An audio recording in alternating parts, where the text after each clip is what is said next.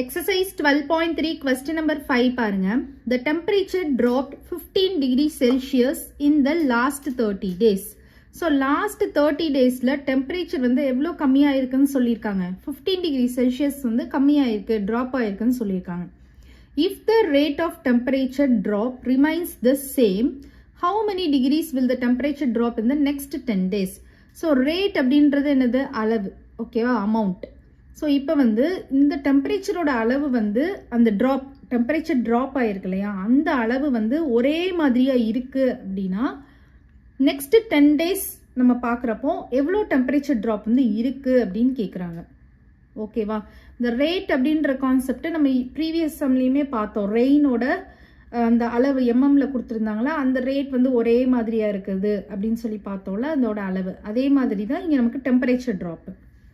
இப்போ for example இன்னும் உங்களுக்கு புரிகிற மாதிரி அப்படின்னு பார்த்தீங்கன்னா, இப்போ 15 டிகிரி வந்து 30 டேஸில் டெம்பரேச்சர் வந்து ட்ராப் ஆகிருக்கு. கரெக்டாக 15 டிகிரி செல்சியஸ் வந்து 30 டேஸில் வந்து ட்ராப் ஆகிருக்கு அப்படின்னா ஒவ்வொரு நாளும் எவ்வளோ ட்ராப் ஆகிருக்கும்?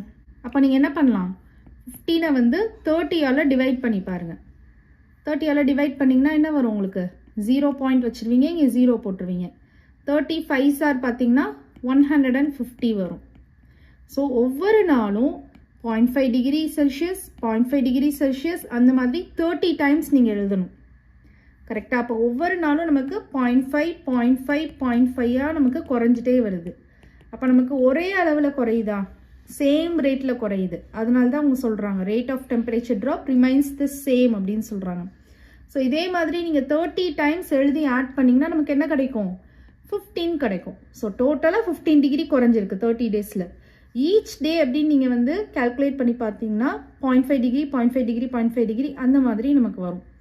நமக்கு வந்து இதே மாதிரி 0.5 0.5 0.5ஆகவே வந்துட்டு இருந்துச்சுன்னா, டெம்பரேச்சர் ட்ராப் வந்து இருந்ததுன்னா நெக்ஸ்ட் 10 டேஸில் எவ்வளோ டெம்பரேச்சர் ட்ராப் இருக்கும் அப்படின்னு கேட்குறாங்க. அப்போ நீங்கள் ஈஸியாக என்ன பண்ணிடலாம், 0.5 × 10 பண்ணாலே ஆன்சர் வந்துடும், ஃபைனல் ஆன்சரே வந்துடும். டெசிமல் பாயிண்ட் இங்கே மூவ் ஆயிரும். அப்போ 5 டிகிரி செல்சியஸ் அப்படின்னு ஈஸியாக நீங்கள் வந்து இது பண்ணிடலாம். கரெக்டாக?